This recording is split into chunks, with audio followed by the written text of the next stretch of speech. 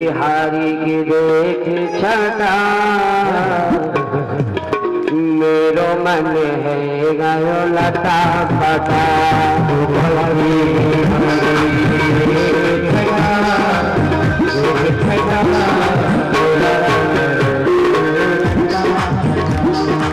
मेरो मन है गयो लता पता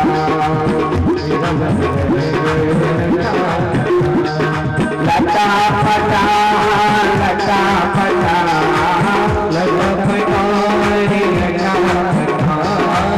लता पता अरे लता पता लता पता अरे लता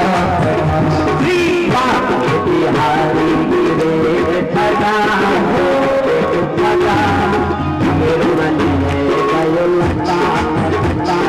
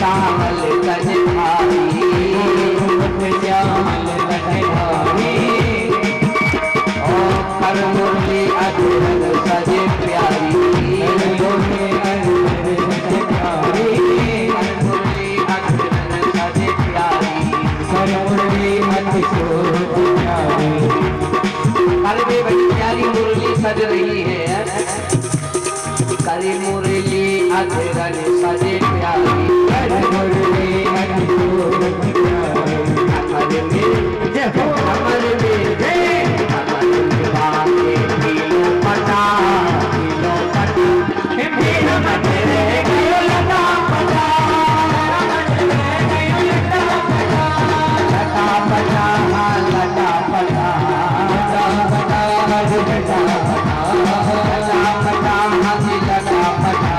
लता पटा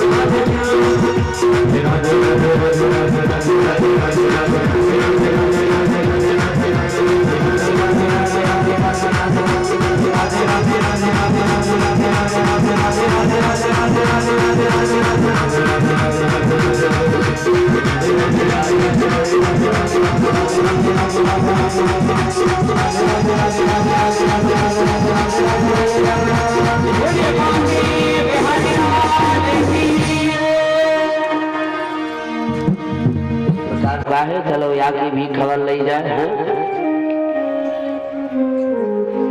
नारद जी ने कहा कंस महाराज क्या बात है, तुम्हारे चेहरे पे अभी दिन के 12 बजे हुए हैं। अच्छा, बोले गुरुदेव आप तो सब कुछ जानते हैं, मुझको बस एक ही चिंता है कि वो देवकी का आत्मा पता नहीं कहाँ पैदा हो गया। वसुदेवायां सुता कन्या देवक्या कृष्णः। तलवार निकाल लिया, जिंदा नहीं छोड़ूंगा, इनको मार दूंगा। नारद जी ने कहा मारने के बाद में क्या तुम अमर हो जाओगे क्या, व्यर्थ में कलंक ले रहे हो। नारद जी बोले नारायण नारायण, हम तो चलते हैं, हमने बता दिया। कंस ने तुरंत तत्काल इमरजेंसी मीटिंग बैठा दिया। अरे भाई किसी को पता लग जाए मैं मरने वाला हूँ और अपने पक्के शत्रु का पता चल जाए तो मीटिंग तो बैठाएगा ही। गठबंधन सरकार से काम थोड़ी न चलेगा। कंस ने तुरंत मीटिंग बैठा दिया। कहते हैं कि महाराज सुखदेव जी कहते हैं नारायण कंस के वहां पर बड़े बड़े योद्धा थे। कहते हैं महाराज पहले तो मैं इन वसुदेव और देवकी को पुनः जेल में डाल दे, इसके बाद में कृष्ण को भी देखूंगा, लेकिन उनको बुलाया कैसे जाए यहाँ पर। सब लोगों ने अपनी अपनी मति दिया। अंतगत्वा जब ब्राह्मणों को कंस ने बुलाया तो ब्राह्मणों ने बड़ा सुंदर ज्ञान दिया। बोले महाराज आप एक काम करो, आप एक कला है लेकिन उसकी पूर्ति करना या न करना गोविंद के हाथ में है। ठीक है महाराज, आपकी जैसी आज्ञा। कंस के पहलवानों ने भी सलाह दिया महाराज अखाड़े का भी आयोजन होगा, उसमें बड़े बड़े पहलवान लड़ेंगे। कंस बलराम को भी लड़ने के लिए कहा जाएगा और जैसे अखाड़े में आ गए तब नहीं बचेंगे। पहली बात तो दरवाजे पर पुअलिया पीड़ हाथी ही लगा होगा, उसको मजरा पान कराया जाएगा। अगर हाथी से भी बच गए तो अखाड़े में तो बचेगा ही नहीं, हम 2 मिनट में धराशायी कर देंगे। मनोरथां करोत्युज्यैर् जनो देवो हतानपि विद्यते हर्ष शोकाभ्यं तथा ज्ञाप्यं करोमि ते। ठीक है, आप जो सोच रहे हैं मैं आपकी आज्ञानुसार ही काम करूंगा। अक्रूर जी चल पड़े। किम मया चरितम भद्रम किम तप्तम परमं तपम किम वधावाधाप्यहते दत्तम यदृक्षाम्यद्रिगीसमम्।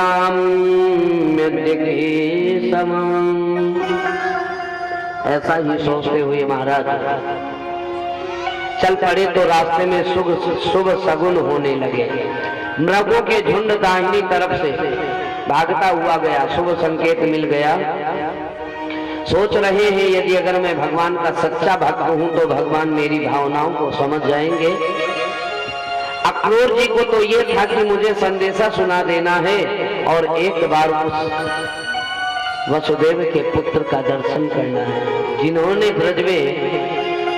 ब्रज से आतंकियों का सफाया कर दिया, इस धरती पर धर्म की स्थापना कर दिया। उसको एक बार देखना है, कितना सुंदर होगा। महाराज सूर्य अस्त के समय पहुंचे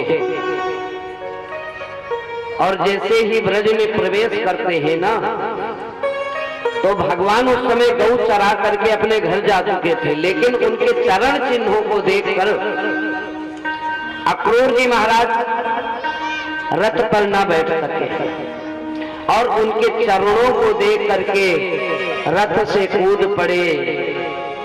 चरणों के चिन्ह को, धूली को लेकर, रज को लेकर अपने सिर पर गिराने लगे। जय कन्हैया लाल की, जय कन्हैया लाल की, जय कन्हैया लाल की।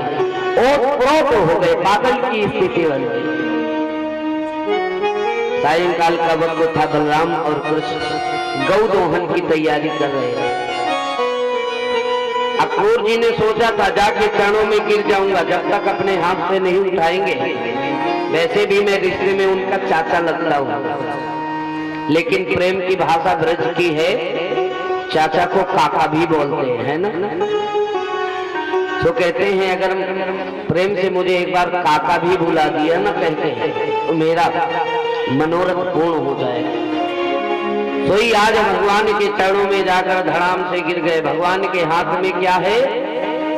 गौ दोहन वाली हंडिया। जय कन्हैया लाल की कहकर के चरणों पर गिर पड़े, अश्रु धाराएं बहने लगी। भगवान ने सोचा, ओ हो, इस जीवात्मा की इच्छा है कि ये मुझे चाचा कह के बुलाए, काका कह के पुकारे। मेरा क्या जाता है, मैं तो सबका बेटा हूँ, सबका बाप भी हूँ। तो ही भगवान ने कह दिया, काका जी अरे उठो। उठ गए। दोनों भाइयों ने हाथ पकड़ के नंद जी के यहाँ पर बैठक में ले गए। अच्छा, पहले कोई अतिथि आता था ना, तो उसको गौ के दर्शन जरूर कराया जाता था। क्यों जानते हैं? गाय का दर्शन इसलिए कराया जाता था, मान लीजिए कोई संकोची व्यक्ति है, अब बेचारा चाय वाय पीने वाला आदमी है या दूध घी खाने वाला आदमी है, तो गौ के दर्शन करवा दिया जाता था। चिंता मत करना, तुम्हारी कृपा से सब कुछ चकाचक भरा हुआ है, कभी संकोच करो। मांगने में बिल्कुल संकोच मत करना। घी खाना हो घी खाना, दूध पीना हो दूध पीना, चाय पीना हो चाय पीना, जो मर्जी हो वो करना। इसलिए गौ के दर्शन भी कराया। सुखदेव जी कहते हैं जब रात्रि में विश्राम करने लगे तब प्रभु चरण दबाते हुए कहते हैं, अब बोलिए चाचा जी, निसंकोच कहो।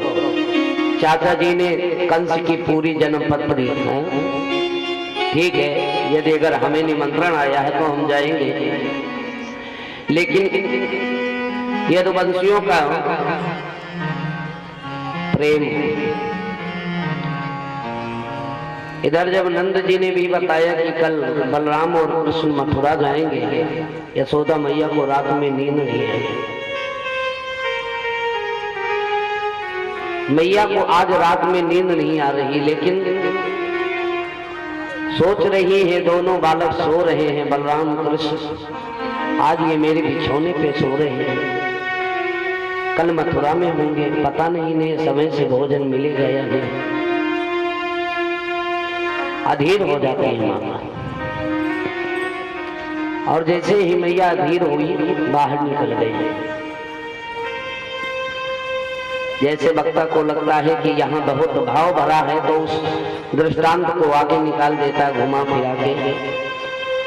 तो ऐसे ही मैया को लगा कि मैं रोऊंगी कन्हैया जगेगा, अच्छा नहीं। मैया जाकर के बाहर बैठ गई, लेकिन कन्हैया को लग रहा है मेरी माँ दुखी हो गई। अर्धी रात्रि में ही आज प्यारे गोविंद माँ माँ कहते हुए खोजने चल पड़े। मैया ने देखा तो कन्हैया ने देखा मैया को, मैया ने देखा कन्हैया को, यहाँ क्यों बैठे रो रही है? बस कुछ नहीं वैसे नहीं माँ, तुम्हें मेरी सौगंध बताना पड़ेगा। बेटा कल तू चला जाएगा ना, इस बात का मुझको दुख हो रहा। कन्हैया ने कहा, री माँ क्या बात है, कल जाऊंगा, एक दिन मेला देखूंगा, परसों आ जाऊंगा। आ जाऊंगा, ठीक है, बस यही आशा। मैया भी जल्दी नहीं पूछ पाई तुम कब आओगे। और इधर जब गोपियों को प्रातःकाल पता लगा, एक बोली, बहन मैं अपने रहते हुए तो जाने दूंगी नहीं, रथ पकड़ लूंगी, रथ के सामने सो जाऊंगी, रास्ता रोकूंगी। एक बोली, अरे तुझे पता है कुल लोक मर्यादा का ध्यान है कि नहीं? ये संसार के लोग क्या कहेंगे, क्योंकि इनके आंखों में विषय की वासना भरी हुई है, तो इन्हें तो सब कुछ विषय ही समझ में आएगा कि कन्हैया से इनका क्या प्रेम है। ये हमारे अंतःकरण की वेदना को नहीं समझ पाएंगे। दूसरी तीसरी कहती विधाता हमारे सुख को नहीं देख पा रहा, उसको कोसने से कोई लाभ नहीं। एक बोली मेरे लिए तो ये अक्रूर ही काल का दूत दिखाई दे रहा है। मुझको लगता है कि इसकी बुआ ने जो इसका नाम रखा है ना अक्रूर, वास्तव में नाम तो अक्रूर है लेकिन दिल का बड़ा क्रूर दिखाई दे रहा है। जैसे कैसे प्रातःकाल नंद बाबा तो बैलगाड़ी में अपने वृद्ध ग्वाल बालों के साथ मथुरा को प्रस्थान कर दिए। जैसे ही गोविंद जाने लगे गोपियों ने रथ को पकड़ लिया चारों तरफ, नहीं जाने देंगे। लेकिन जब गोविंद ने बताया परसों आने वाले हैं तो ठीक है, एक दिन की तो बात है, परसों आ जाऊंगा। रथ चल पड़ा, यशोदा मैया खड़ी थी अभी तक, लेकिन गोविंद का रथ जाते हुए जैसे मैया यशोदा ने देखा, मैया का आज धैर्य टूट गया। मैया विचार कर रही है, देखो मैंने जिस कन्हैया को आज तक पाला पोषा वो आज मुझको छोड़ करके जा रहा है। मैया रथ के पीछे दौड़ पड़ी। कन्हैया ने देखा मैया आ रही है, रथ को रोक दिया, क्या बात है। मैया ने कहा कन्हैया मैं बताती नहीं, कोई जरूरी भी नहीं था बताना, लेकिन आज कहना पड़ रहा है मुझे। तूने एक दिन मुझसे पूछा था ना मैं किसका बेटा हूं। कन्हैया सत्य तो ये है कि मैं तो सिर्फ तेरी धाय हूं, मैंने तो सिर्फ तुझको लालन पालन करके इतना बड़ा कर दिया है, लेकिन मैं जानती हूँ तेरी माँ देवकी है। तूने मुझे जो वात्सल्य दिया है वो अपनी माँ देवकी को देना बजा के है। लेकिन हाँ कन्हैया इस माँ को कभी मत भूलना। कन्हैया ने कहा माँ तू कैसी बात कर रही है, तुझे पता है अरे वेद पुराण भी यशोदा का पुत्र ही कहेंगे, जन्म देने वाली माँ तो देवकी है।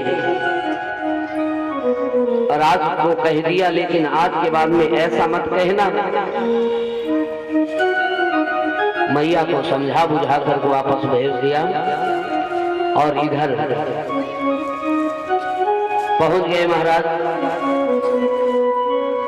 कहते हैं कि आज जैसे ही यमुना में नहाने के बाद में आगे पहुंचे तो मथुरा में पहुंच दिए और कंस की नगरी के हाल तो बड़े विचित्र हैं। और इधर देखो कन्हैया ने नगर भ्रमण करने की इच्छा प्रकट किया।